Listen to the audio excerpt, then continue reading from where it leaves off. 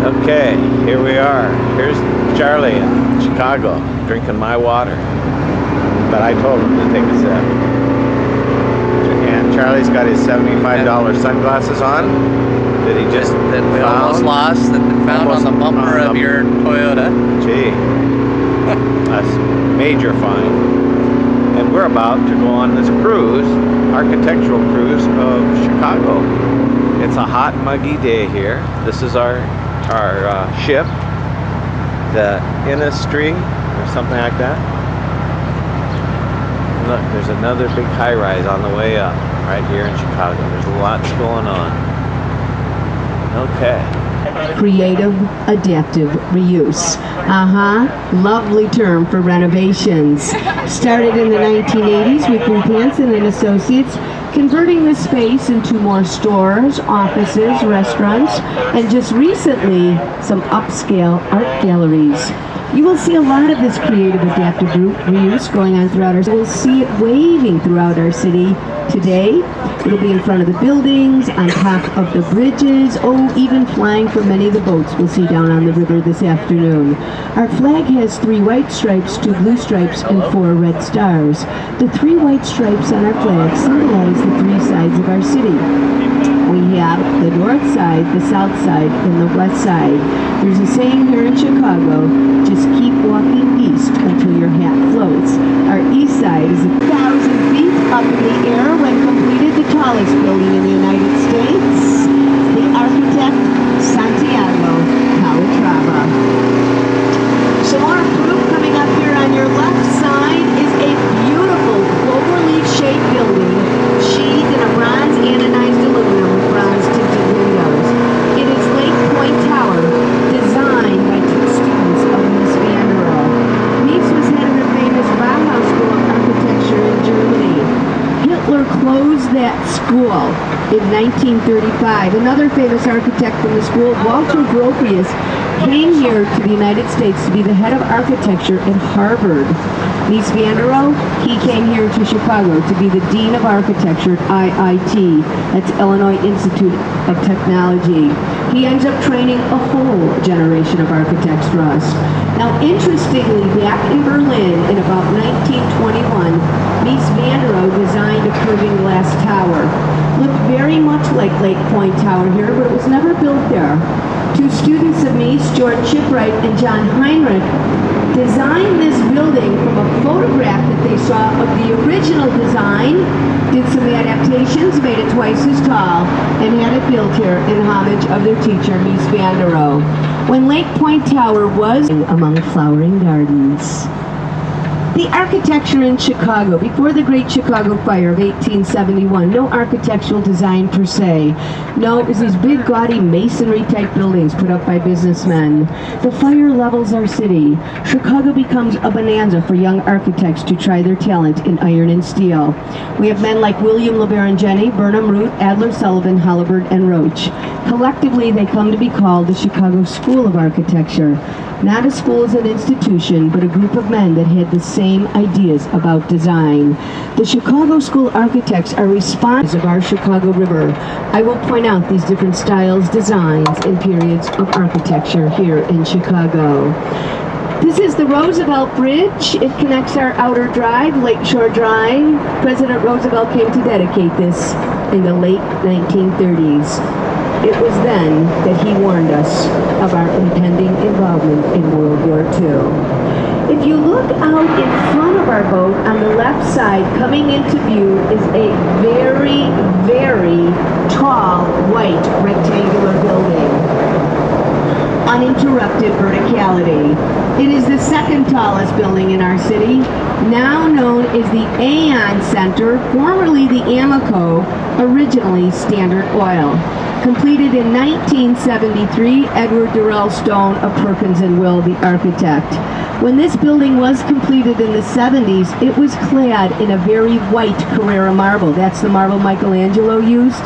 They depleted the whole core in Italy to clad this building. Someone had forgotten about the extremes in our climate.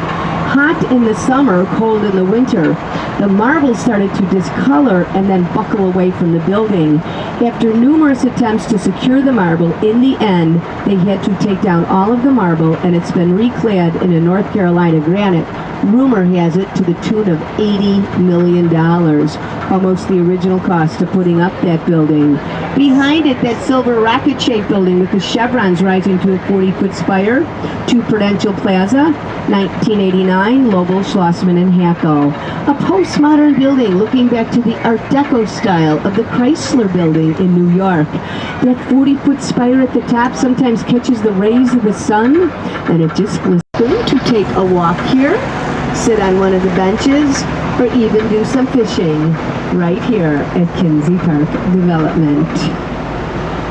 Here to the right side, the East Bank Club is adding condos, more luxury living spaces right here along the north branch of our river. Old Baltimore, Ohio terminal warehouse designed by Nimmons and Fellows. Once again, new windows, new black iron balconies, renovated for River Loft condominiums. This is our industrial past here on the north branch of our river. Only industry for many, many, many years. It was pretty much owned by the Montgomery Ward's Company. They were here for almost a century, cruising down the north branch of our river. We will see three types of architecture and what we refer to as the Montgomery Ward's Trio.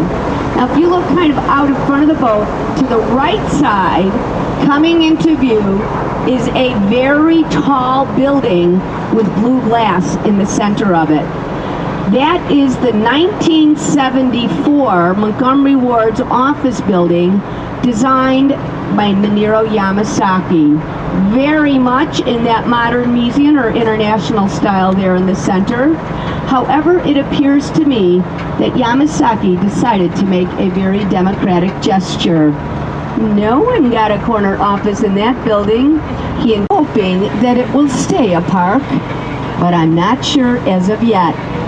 My guess could be more luxury living spaces, just like these two buildings coming up here on your right, also just completed this summer in a beautiful cream and yellow pastel. Now, these yellow pastel piers in front of the building, along with the darkened recessed windows, are actually paying homage to this neck Macaulay. You see they're doing some renovations here along the south facade. Now, the vertical elements on this building, called piers, protrude from the building. The horizontal elements above and below the windows are called spandrels, and they are designed by Richard Schmidt. Now, Richard Schmidt was a colleague of Frank Lloyd Wright. Frank Lloyd Wright said, "We are living on a prairie, and the architecture should match our horizon." This would be one of the best examples of the prairie style, with its long, low, emphasized horizontal lines. The prairie style is a spin-off of the Chicago School. And some immigrants used to reside here, and they raised lots of geese. William Butler Ogden, our first mayor, has this canal here to your right, dug out knowing full well that he can sell waterfront property at a higher price. After digging out this canal, he takes the clay to make bricks, and then he has a load of bricks to sell after the Great Chicago Fire. Mr. Ogden certainly knew what he was doing around this town. Yes, the canal meets back up with the North Material Service Corporation. Although it looks like many of our buildings are steel and glass, now over 50% are reinforced concrete. That's where they get the material, and they just barge it down the river to the building site. As we make the turn, if you look on top of our 1928 Art Deco building, you see a green gal standing up there? Some of you may even recognize her, as she graced the covers of the Montgomery Ward's catalogs, dating all the way back to the late 1890s. Her sister stood on the original Ward's caissons that go very, very deep down into bedrock. Coming up here on your left, another wonderful addition to our North Branch. This is our new river landing. Another place to sit, relax, or do some fishing here on the North Branch. As we cruise past, you see that gorgeous, colorful mosaic there in the center. If you walk up the steps, you can now get a bite to eat in the new outdoor cafe. If you keep looking off to your left, you're going to get another peek, I hope, of our John Hancock building out there. We'll see if we can see it. No, it's gone. It is our Sears Tower. There it is, reaching 1,454 feet up in the sky. The Sears Tower is standing on 110 caissons, 75 feet down into bedrock. That caisson so significant to the building of skyscrapers here in our city. In the mid-1800s, thousands upon thousands of immigrants arrived. This is the building of the Sanitary and Ship Canal. Took 8 years to complete, 8,500 workers to complete it. They moved more dirt for this project than they did for the Panama Canal. The Sanitary and Ship Canal is our problem for our drinking water. Mayor Daley, the father of our present mayor, once predicted Chicagoans would be able to catch their lunch in the river. Today, there are 69 different species of fish swimming in these waters, along with beaver and fox playing on the banks of the river.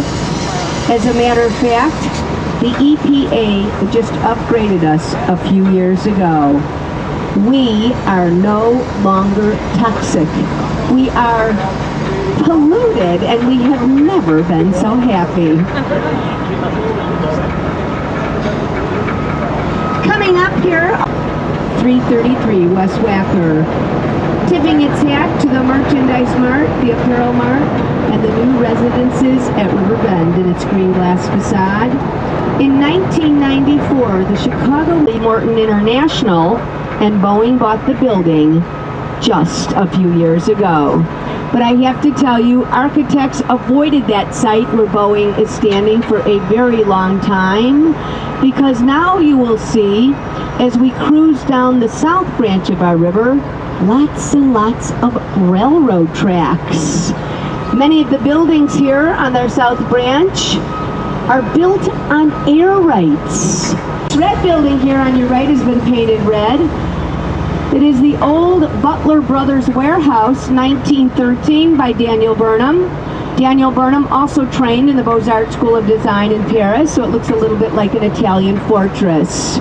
New windows, new black iron balconies, renovated for Randolph Place. This building was so... I'm going to sink caissons in the other three corners of the site. I'm going to build the building up. I'm going to cantilever a steel truss across the top. I'm going to drop the columns down on the other side and fill in the floors. The southwest corner, literally hanging in space. They did everything right with this building. Riverwalks, landscaping, up above the 4 levels, cruise down the south branch of our river. When we turn around and come back up this way, you can see that steel truss at the top of the building. It has been left exposed.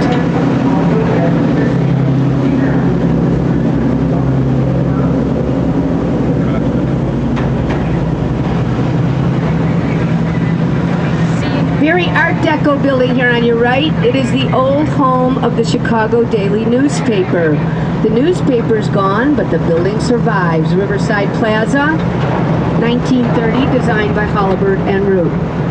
They used the center part of this building for entertainment during the Great by Skidmore, Owings, and Merrill. Once again, you see that influence of Mies van der Rohe with these Miesian modern or international style buildings.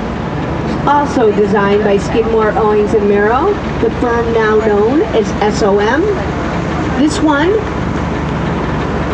designed and built in the 1970s, once again in that modern style of architecture. No longer you would have a close-up of the John Hancock building. The X-bracing on the exterior of this building, however, was to allow for column-free floors so you could see hand signals when trading. In the John Hancock, that X-bracing is for wind shears. They tested the design of the John Hancock building for wind shears up to 132 miles per hour. You will see the transition in architecture with this next building coming up on your of the modern style. Note this postmodern building exploits its site on the river. Curves with the curve of the river here. The windows convex or bow out to give a shimmer to that glass facade, making it look like a beautiful jeweled box. Gateway 4. The largest and the most obsolete post office in the whole wide world. That's our old post office. But the plans were just announced. 2.5 million square feet, soon to go under renovation for condos, hotels, restaurants, and of course will be estates. This area off to your left here is known as Printers Row. This is where they would print catalogs, books, newspapers, and then it was very easy to ship across our South Branch where they could be mailed all over the world. On either side of this new white building called the Wells Street Tower, you'll get some peeks of some of the diversity. Goldberg said that nature was his inspiration, no right angles in nature. No, he thinks that this curvilinear form is more artful and much more compatible for living spaces. It is a mixed-use building, living space, office space, and if you own a boat, this would be the place to live. They agitate the water in the harbor here, so it never ever freezes, and you can leave your boat docked here all winter long, and you don't have to take it down the South Branch and dry dock it for the winter. Now, if we could talk Larry, our captain, into staying on the South Branch, we could get all the way down to the Gulf of Mexico. We had miles and miles of wooden sidewalks. Chicago was a tinderbox. It was simply a disaster waiting to happen. The first week of October of 1871, over 30 fires broke out throughout our city. And then on the night of October 8th, around 9 o'clock at night, another fire broke out on the southwest side of the city at the streets of Decovid and Jefferson. If you look off to your right, you see a very tall red and white radio tower out there. To the right of that tower, in 1871, sat Mrs. O'Leary's barn. According to legend, Mrs. O'Leary, who had a milk business in the barn behind her house, went out to milk her cow. This unruly animal kicks over the kerosene lamp. The hay catches on fire, the barn catches on fire, and the fire gets out of control. Exhausted firemen from fighting the previous fires, confusion. The firemen ran to the wrong side at first. The fire starts traveling east. It leaps over the South Branch of the river right here. Then sometime during the force wind blowing that night, and the fire starts rampaging in a northerly direction. The fire gets down to the main branch of our river, and people just hoped and prayed that it might stop there at the main branch.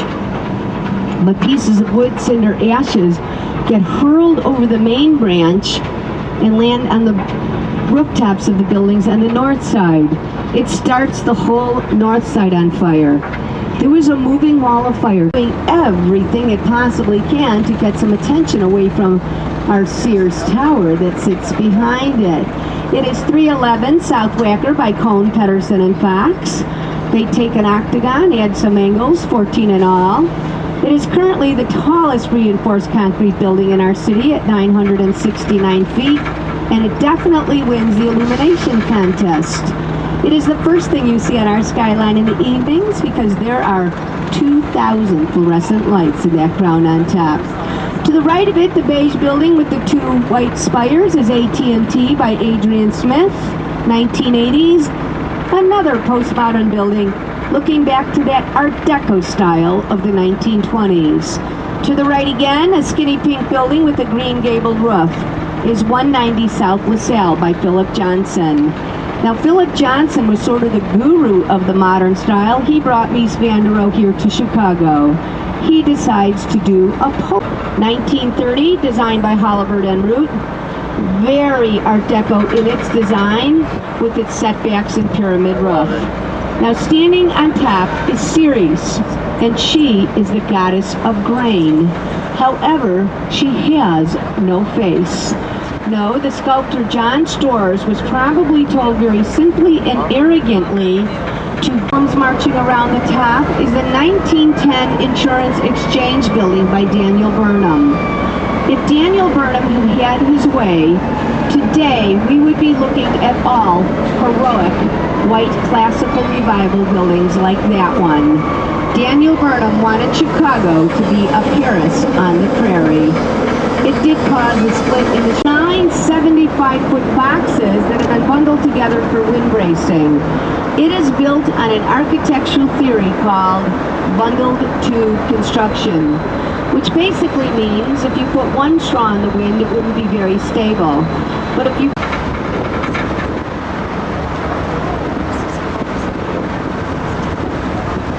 another difficult site to build on our triangles.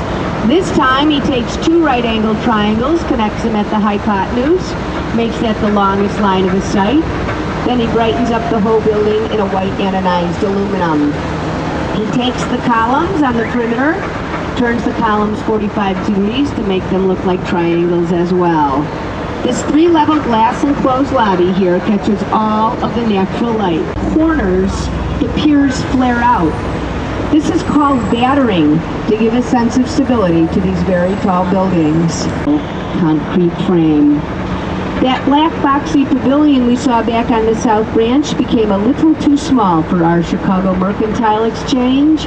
So in the 1980s, they hired Fujigawa and Johnson to design this next building coming up on your right, sheathed in a lovely pink granite. The 11-story offices per floor.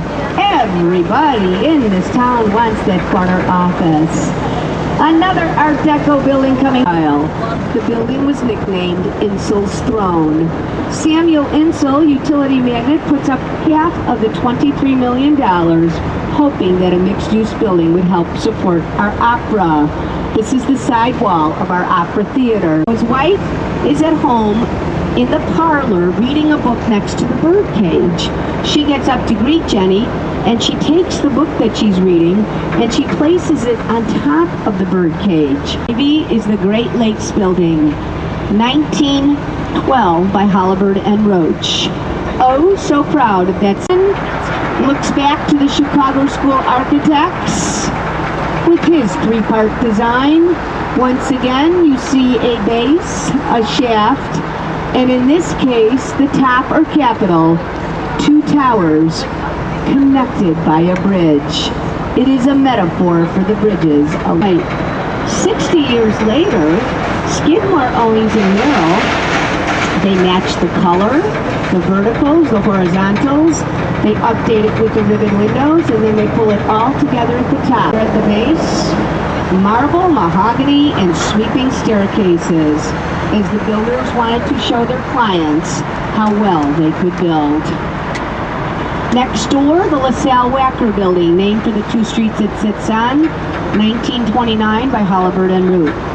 They were building so tall by a four-way pediment, sheathed in silver reflective glass, adorned with Greek columns from the top to the bottom. A postmodern building looking back to classical Greek architecture. This was the R.R. Donnelly Building. They just sold it. 1992. Designed by Ricardo Bofill of Barcelona, huge Renaissance windows. Another award winner coming up on your right, a square classical column sheathed in a gray-green granite. It is the Leo Burnett Building, designed by Kevin Roach, Irish-born architect. Now, if you'll notice, about a third of the way up, Kevin Roach pulls out the cornice on his building to exactly match the roof here on 55. Another postmodern building, tipping its hat to a building that was here oh so many years before it. In 1990, the world caught up. It was the Carbide Carbon Building of 1929, designed by the Burnham brothers, Daniel's two sons. They said their inspiration was a champagne bottle. Coming up here on your right, in a cream color, one of the last of the old wedding cake styles, it is the Jewelers Building, topped off by elegant classical dome. 1926, Fugger, Dingelberg, Theobar, and Claver. Neo-Baroque on the 34th floor, called the Stratosphere. Capone and the Boys. Here to your right, just along our river, is Wacker Drive. It was named after Charles Wacker. He was head of that planning commission promoting the Chicago Plan of 1909. It was designed and built in the 1920s in that Beaux-Arts style of design to reflect those elegant European riverside treatments as along the famous rivers in Europe. Up ahead here, this is the architectural heart of Chicago. Side of our main branch, this is City Front Center. It was designed by Dirk Lohan. He is Mises' grandson. He designed this building coming up on your left, Bleacher Center. It is the University of Chicago Graduate School of Business and Extension. The steel and glass along the river, evoking that modern style, made popular by his grand. She is Chicago rising from the lake. She has the head of a cow in one arm and sheep of wheat in the other.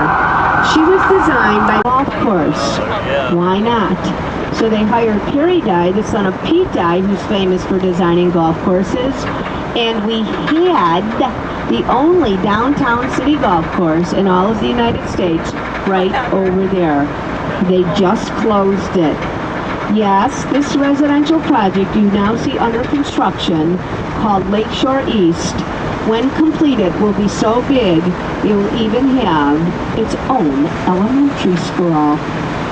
Coming up here on your left, just above the water, is our Politan Water Reclamation District that reversed our river 100 and some years ago. This fountain truly showing Chicago's perfect location. The center part represents our city. The bars cascading down on the left side symbolize all the different waterways connecting us to the Gulf of Mexico. The Dominiums by Jim DeStefano. The red brick matching the red brick of our old warehouses along the river, and the green glass windows matching the green of our river. We're going back under our Roosevelt Bridge on our way home. It is one of 50 movable bridges that span our river. It was completed in 1916, the architect Charles Sumner Frost. It's the pier there you see off to your left where the Ferris wheel is sitting. However, since 1916, this pier has had so many different uses, it acquired its own nickname, the Nine Lives Lady of the Lake. Due to the haste and inexperience of those young pilots back then. 1946, still another change. The University of Illinois uses a train back to Chicago. Streeter doesn't give up. Now he decides to make a fortune running guns illegally to the South American outlaws. So one day he loads the old tub with guns, and he gets about 450 feet off. He invites other squatters to come out. It's like a diamond up there. Coming up here on your left, the silver triangular-shaped building is the Swiss Hotel by Harry Weiss, 1980s. Harry Weiss was an avid yachtsman. He truly was one of the first architects in our city to view this river more as an amenity versus an eyesore. He's done a lot of building and renovating along our Chicago River. Yes, Harry Weiss sort of takes the box of the modern athletic club by Al Schlager. He had the largest swimming pool of any club in Chicago, a rifle range, and an 18-hole miniature golf course in there. The dome at the top was intended to be a docking facility for dirigibles, which was the fashionable air travel back then. Way off to your right, whoop, you can just barely see it, it's in a cloud. There's a black building in the cloud, but you can see the two white antennas. There's X racing on the exterior forming diamond shapes. Well, it's a building. It's the third tallest building in our city, the John Hancock. 1969, Skidmore, Owings, and Merrill. It actually has the highest residency in the whole wide world in there. At the 92nd floor, you are living 1,000 feet up in the sky. My guess is they can't see what's going on below them today. Here to your left, just beyond this black box, is a tall, sleek Art Deco building. It is 333 North Michigan Avenue, 1928, Halliburton and Rue. In 1922, Colonel McCormick, the owner of the Chicago Tribune newspaper, held a contest. They invited architects from all over the world to build the most beautiful and distinguished office building. 264 entries in this design contest. This building is a tribute to the design that won second place by Eliel Saarinen. First place, however, went to this building here on your right in gray, Gothic version of an American skyscraper. This is our Tribune Tower. 1926, the winners, Raymond Hood and John Mead Howells from New York. Up ahead, looks like white frosting dripping from a cake. A landmark in Chicago. William Wrigley came here in the 1800s as a soap salesman. He didn't do too well selling soap, so he decides to sell cans of baking powder. Now, with each can of baking powder that he sells, he gives his customers 2 pieces of gum. The baking powder didn't do so well, but the gum sure did. Due to Wrigley Gum, he becomes a multi-millionaire and is able to put up this exquisite skyscraper for us. Here on your left, another classical revival building, the London Guarantee Building, 1923 by Al Schuler. Here at the base, a triumphant archway is Lincoln Tower, was formerly known as Mather Tower after its developer. This Art Deco building from 1928, designed by Herbert Riddle, was the tallest building in Chicago for 1 week. Oh yes, you had to claim those bragging rights very quickly around this town. Speaking of tall, look what's happening here on your right side. Our new Trump International Hotel and Tower by Skidmore, Owings & Merrill. When completed, this will be the second tallest building in Chicago. Hotel Nico by Helmuth Obertat and Kasselbaum. Joined beautifully here with this 3-level terrace in the Beaux-Arts style of design to what was the headquarters for Quaker Oats. Design, but it also set the official time for workers. Many Chicagoans in the early 1900s could not afford wristwatches. That way they could get to work or school on time. After being a warehouse for many years, this building became Chicago's traffic court. Yes, I was there once or twice. It's currently being renovated for new office space and a brand new restaurant, Fulton's on the River. Front of our boat here, you see the side green wall of this building. It is an old coffee and tea warehouse by Lawrence Hallberg, 1912. Now, many of the Chicago School architects were trained in the 1880s by Booth Hansen and Associates. The top was a boardroom for the executives of Helene Curtis Hair Care. This building has been sold as well, and I thought so appropriately named the Chicago School, as this is a perfect example of their type of architecture. It is a coincidence. The Chicago School of Psychology are the major tenants. Here on your right, massive building, the Merchandise Mart. Now, do you notice the bronze heads sitting on the pedestals here in front of the building? David Letterman referred to them as the Pez Hall of Fame. Chicago does not hold its highest honors for noblemen or politicians. No way. The highest honors in our city go to those merchant princes. Field, Filene, Ward, Wanamaker, Sears, Rosenwald, Booth. Those are the men that built the city. Marshall Field puts up $38 million in the 1920s to build this monolith. Unfortunately, the Depression intervenes and he has to sell. He sells the building for 1/3 of the original cost, about $12.5 million, to Joseph P. Kennedy. The Kennedys own the Merchandise Mart, one of the crown jewels of their family, up to just a few years ago. The Renato Realty Trust Company bought it $625 million, cash, stock, and debt. Yes, the Kennedys even threw in this building with the sale right next door, the Apparel Mart. 1977, Skidmore, Owings & Merrill. two buildings are connected by a pedway. Now, when this building was completed in the 70s, there were no windows, none. One architect critic described it as a high-rise basement. The reason for no windows, it was for the clothing wholesalers, our Chicago Sun-Times newspaper, because their building has been torn down. Angular in shape, porthole windows, spiral staircases on the exterior as well as the interior. Each of the cottages, 5, 6, or 7 levels in height, and having their own balconies along with their own place. They start putting up shacks, gambling houses. He starts selling beer out there illegally on Sundays. He even performs wedding ceremonies. Streeter starts one of the first red light districts in the city of Chicago. Well, Fairbanks, one of the millionaires moving to the north side, looks out one day to see this eyesore. On a nightly basis to burn down the shacks and gambling houses. They start drinking the beer out there instead. And then finally, one dark night, 30 years later, Big Bill Thompson, the mayor back then, sends out 500 deputies, and they burn down all of the shacks.